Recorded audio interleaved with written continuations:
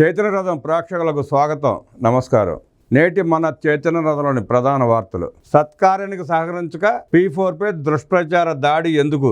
జగన్ బెచ్చంతోనే జనం బ్రతకాల. AP tax payers సంఖ్యను 2 రెట్లు కుదించిన వర్జల్ మురళి కుతంత్రం ఎపిసోడ్ నెంబర్ 17. వాళ్ళు సహకరించరు, అమ్మ పెట్టదో అడుక్కు తిన్నదన్న సామెతని జగన్మోహన్ రెడ్డి గారి బ్యాచ్ ఎప్పుడు గుర్తు చేస్తారంటారు. ప్రజలకు మంచి చేయడం వాళ్ళకి నచ్చదు, వాళ్ళు చేసేవాళ్ళని చేయనివ్వరు. ఆక్వాపై స్టడీ కమిటీ సమస్య పరిష్కారానికి సమిష్టిగా కృషి చేద్దాం. భవిష్యత్ ప్రణాళిక నిర్దేశించడం పైన దృష్టి పెట్టాలి. టారిఫ్ వార్ కారణంగా ఆక్వా పరిస్థితిపై సీఎం సమీక్ష. 100 కౌంటుకు 220 కన్నా తగ్గించొద్దని వ్యాపారులకు నిర్దేశం.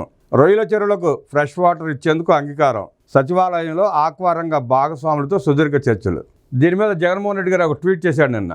ఆక్వా రంగానికి ఏదో అన్యాయం జరిగిపోతున్నట్టు, ఆయన హయాంలో ఏదో గొప్పగా చేసినట్టు ఫీల్ అయిపోతా పెద్ద ఆర్టికల్ ఒకటి ఆయన రాసి ఉండడం. ఆయనకి ఎలా తెలుగు రాదనుకోండి, ఎవరో రాసిన తీసుకొచ్చి ఆయన హ్యాండిల్ చేశారు.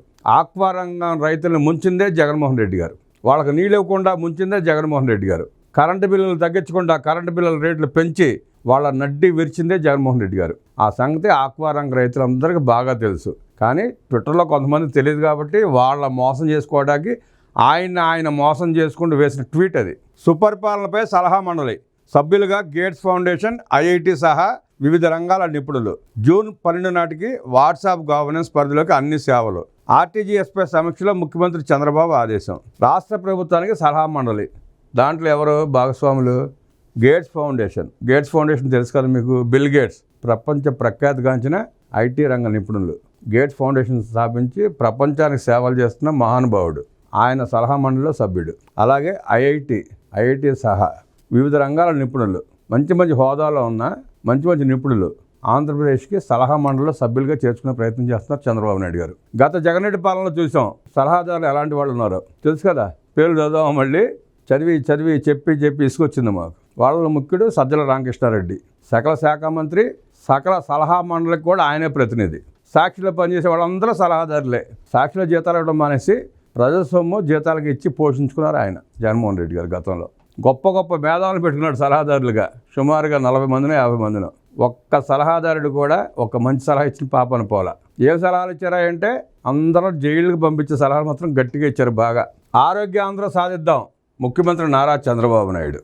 మహిళల్లోనే హైపర్ టెన్షన్, పురుషుల్లో డయాబెటీస్ సమస్య ఎక్కువ.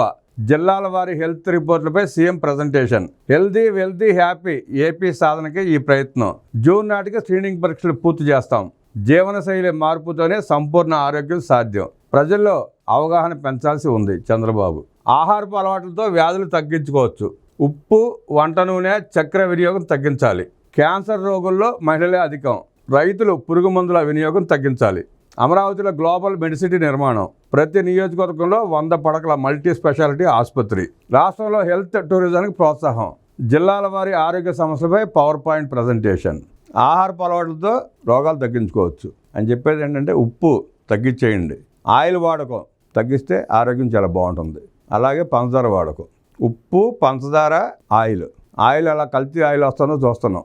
గానక నూనె వాడుకోండి, ఆరోగ్యంగా ఉండండి. ఉప్పు తగ్గించేయండి, చక్కెర కూడా మానేయండి, దాని బదులు బెల్లం వాడుకోండి, ఆరోగ్యంగా ఉంటాం. చంద్రబాబు గారు ఎలా అయితే నియమంగా పాటిస్తారో ఆహారపు అలవాట్లని, అలా ప్రతి ఒక్కరూ పాటిస్తే రాష్ట్రంలో ఎవరికి ఆరోగ్య సమస్యలే ఉండవు, హాస్పిటల్కి వెళ్ళాల్సిన పనే ఉండదు. రోడ్డు ప్రమాదంలో స్పెషల్ డిప్యూటీ కలెక్టర్ మృతిపై ముఖ్యమంత్రి సంతాపం. బాలుడి ప్రాణం తీసిన వీధి కుక్కలు. బాధిత కుటుంబానికి 5 లక్షల పరిహారం. సీఎం ఆదేశాలతో పరిహారం అందజేత. వీధి కుక్కల సంతతి పెరగకుండా స్టెరిలైజేషన్. ముందు జాగ్రత్తకు ఆదేశించిన సీఎం చంద్రబాబు. ఆహారపు అలవాట్ల జీవన విధానం మార్పు ద్వారా ఆరోగ్యంగా ఉండొచ్చని, ఇందుకోసం ప్రతిరోజు వ్యాయామం, యోగా, ధ్యానం చేయడంతో మెరుగైన ఫలితాలు సాధించవచ్చని ముఖ్యమంత్రి చంద్రబాబు నాయుడు అన్నారు. రోజు అరగంట వాకింగ్ చేయడం, అలాగే దైవ చింతనతో ఒత్తిడి తగ్గుతుందన్నారు. మన దేశ వారసత్వ సంపద అయిన యోగాను ఇప్పుడు ప్రపంచమంతా అనుసరిస్తోందని తెలిపారు. పొగాకు, డ్రగ్స్, ఆల్కహాల్ను దూరం పెడితే క్యాన్సర్, లివర్, కిడ్నీ సమస్యలు తగ్గుతాయన్నారు. జంక్ ఫుడ్, పాలిష్డ్ బియ్యం తినడం తగ్గించి మిల్లెట్స్, ముడి బియ్యం తీసుకోవడంతో పాటు ఆహారంలో పీచు పదార్థం, కూరగాయలు ఎక్కువగా తినాలని సూచించారు. జిల్లాల వారీగా హెల్త్ రిపోర్టులను సోమవారం సచివాలయంలో ప్రజెంటేషన్ ద్వారా ముఖ్యమంత్రి మీడియాకు వివరించారు. ఆరోగ్య ఆంధ్రప్రదేశ్గా రాష్ట్రాన్ని రూపొందించాలన్నది తమ ఆలోచన అన్న CM healthy wealthy happy AP సాధనకు ప్రయత్నిస్తున్నామన్నారు.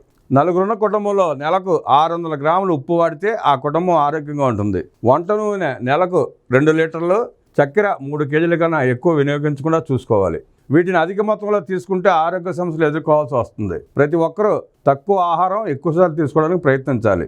ఉప్పు వినియోగం తగ్గిస్తే 40% మేర గుండెపోట్లు తగ్గుతాయి. కేరళ ప్రభుత్వం షుగర్ ఫ్రీ స్కూల్ మీల్స్ ప్రకటించింది. తమిళనాడు రేషన్ షాపుల్లో గ్లూకోజ్ టెస్టులకు స్ట్రిప్స్ ఉచితంగా ఇస్తున్నారు. ఏపీలో క్లీన్ కుక్ స్టవ్ పంపిణీ కింద అంగన్వాడీలకు గ్యాస్ స్టవ్ ఇచ్చాం. డెంగ్యూ ప్రూఫ్ హౌసింగ్ మోడల్ కింద సింగపూర్లో అక్కడ ప్రభుత్వం ఇళ్లకు ప్రత్యేక పెయింట్ వేసి దోమల బెడద లేకుండా చేస్తోంది. దోమలను నివారిస్తే వ్యాధులను నియంత్రించవచ్చు.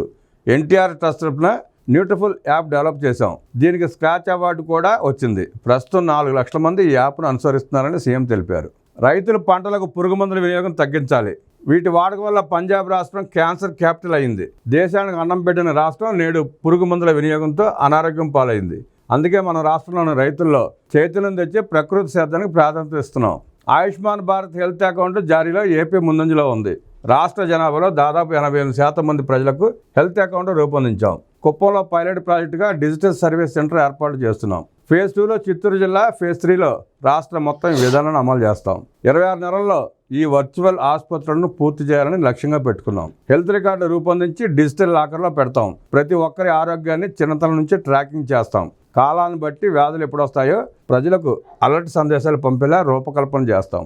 మొబైల్ వైద్య వాహనాల ద్వారా ఇంటి వద్దే పరీక్షలు చేయిస్తాం. టాటా గేట్స్ ఫౌండేషన్ సహకారంతో వైద్య రంగంలో ముందుకెళ్తాం. ప్రపంచ స్థాయి టెక్నాలజీ ప్రాక్టీసెస్ అక్కడికి తీసుకొస్తాం. ప్రతి అసెంబ్లీ నియోజకవర్గంలో 100 నుంచి 300 పడకల మల్టీ స్పెషాలిటీ ఆసుపత్రులను నిర్మిస్తాం.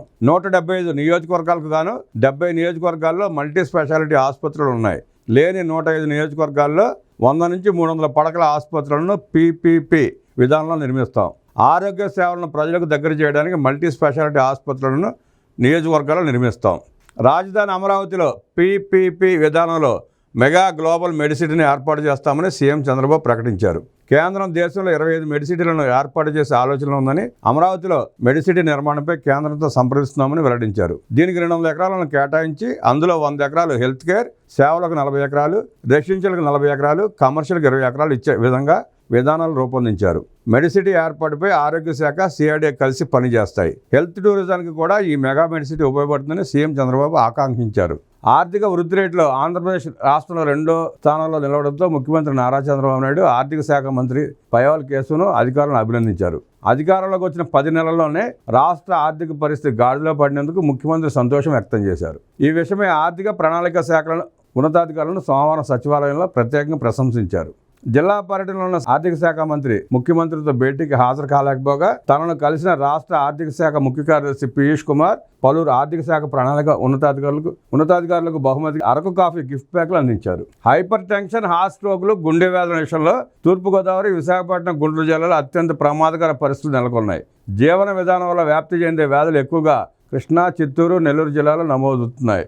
వాయు కాలుష్యం, స్మోకింగ్ వంటి కారణాల వల్ల ఆస్తమా, నిమోనియా, సిఓపిడి కేసులు ప్రకాశం, కర్నూలు, అనంతపురం జిల్లాలో అధికంగా ఉన్నాయి. టీబీ, డెంగ్యూ, మలేరియా, డయేరియా వంటి వ్యాధులు శ్రీకాకుళం, విజయనగరం, కడప జిల్లాలో ఎక్కువగా నమోదవుతున్నట్లు గుర్తించారు. హైపర్ టెన్షన్, డయాబెటీస్, తాగునీటిలో టాక్సిన్స్తో అనారోగ్యం బారిన పడ్డ వాళ్ళు ప్రకాశం, నెల్లూరు, చిత్తూరు జిల్లాలో ఎక్కువగా ఉన్నారు. పొగాకు, ఇతర అలవాట్ల కారణంగా సర్వైకల్, బ్రెస్ట్, ఓరల్ క్యాన్సర్ రోగులు గుంటూరు, కృష్ణా, విశాఖపట్నం జిల్లాలో ఎక్కువగా ఉన్నారు. అమెరికా సుంకాల కారణంగా నష్టపోతున్న ఆక్వా రంగాన్ని ఆదుకునే అంశంపై ముఖ్యమంత్రి చంద్రబాబు సచివాలయంలో సమీక్ష నిర్వహించారు. రాష్ట్ర జీడీపీలో మత్స్యరంగం కీలకమైన భూమిక పోషిస్తోందని, సుంకాల కారణంగా సంక్షోభం ముంగిట ఉన్న ఆక్వా రైతులను ఆదుకునేందుకు ప్రభుత్వ పరంగా అన్ని చర్యలు తీసుకుంటామని ముఖ్యమంత్రి స్పష్టం చేశారు. సమస్యకు పరిష్కారం చూపేందుకు భాగస్వాములతో కమిటీ ఏర్పాటు చేద్దామని సీఎం ప్రతిపాదించారు. ప్రస్తుత సమస్యకు పరిష్కారం, భవిష్యత్తుకు అవసరమైన ప్రణాళిక రూపొందించేందుకు కమిటీ సూచనలు వేయాలని సీఎం సూచించారు. ఆక్వా రైతులు, ఆక్వా రంగ నిపుణులు, ప్రభుత్వాధికారులు, భాగస్వాములు, ఎంపేడా ప్రతినిధులు, ఎగుమతిదారులతో కమిటీ ఏర్పాటు చేసి మరింత లోతుగా సమస్యపై చర్చించి పరిష్కారం చూపేందుకు అవసరమైన సూచనలు ఈ కమిటీ చేయనుంది. ఈ కమిటీ సూచనల ఆధారంగా రాష్ట్ర ప్రభుత్వం నిర్ణయాలు తీసుకోనుంది. అమెరికా ప్రభుత్వ కొత్త సుంకాల కారణంగా ఏపీలో ఆక్వా రంగం ఎదుర్కొంటున్న సమస్యలపై ఆక్వా రైతులు, ఆక్వా రంగ భాగస్వాములు, ఎగుమతిదారులు, ప్రభుత్వాధికారులతో చంద్రబాబు చర్చించారు. వివిధ ప్రాంతాల నుంచి వచ్చిన వారి అభిప్రాయాలను తెలుసుకున్నారు. సమస్యను పరిష్కరించడానికి ఉన్న అవకాశాలపై వారితో మాట్లాడారు. రాష్ట్రంలో మరింతగా సుపరిపాలన అందించేందుకు ప్రత్యేక సలహా మండలిని ఏర్పాటు చేయాలని ముఖ్యమంత్రి నారా చంద్రబాబు నాయుడు అధికారులను ఆదేశించారు. ఈ సలహా మండలిలో గేట్స్ ఫౌండేషన్ నుంచి అలాగే మద్రాస్ ఐఐటి ఇతర ప్రతిష్టాత్మక సంస్థలకు చెందిన 10 మంది నిపుణులను సభ్యులుగా నియమించాలన్నారు. ప్రజలకు మరింత మేలు చేసేలా సుపరిపాలన అందించేందుకు ఇంకా ఏం చేయొచ్చనే దానిపై సలహా మండలి అధ్యయనం చేసి సూచనలు చేసేలా ఉండాలన్నారు. సచివాలయంలో ఆర్టీజీఎస్పై ముఖ్యమంత్రి సమీక్ష నిర్వహించారు. వారోకల్లో డ్రోన్ సిటీ ఏర్పాటుకు సంబంధించి మాస్టర్ ప్లాన్ రూపొందించే పనులు జరుగుతున్నాయని అధికారులు ముఖ్యమంత్రికి తెలిపారు. వారోకల దగ్గర ఏర్పాటు చేసే డ్రోన్ సిటీ రాష్ట్రానికి ప్రధాన ఆకర్షణగా నిలుస్తుందని ముఖ్యమంత్రి అన్నారు. కేవలం డ్రోన్ సిటీనే కాకుండా వారోకల పరిసర ప్రాంతాల్లో అతిపెద్ద సోలార్ ప్రాజెక్టు వంటి మరిన్ని పర్యాటక ప్రాంతాలు ఉన్నాయన్న ముఖ్యమంత్రి ఇక్కడ అతిథి రంగాన్ని అభివృద్ధి చెందేలా పర్యాటక అభివృద్ధి సంస్థ సహకారంతో ఆధునికంగా హోటల్ నిర్మాణానికి చర్యలు తీసుకోవాలని సూచించారు. ప్రస్తుతం 254 సేవలు వాట్సాప్ గవర్నెన్స్ పరిధిలోకి తీసుకొచ్చామని 1000కి పైగా సేవలు అందించాలనే లక్ష్యంతో పనిచేస్తున్నామని కాటన్ భాస్కర్ ముఖ్యమంత్రికి వివరించారు. జూన్ 12 కల్లా ప్రభుత్వం డిజిటల్ రూపంలో అందించగలిగే సేవలన్నింటినీ వాట్సాప్ గవర్నెన్స్ పరిధిలోకి తీసుకురావాలని ఈ సందర్భంగా అధికారులందరికీ ముఖ్యమంత్రి ఆదేశించారు.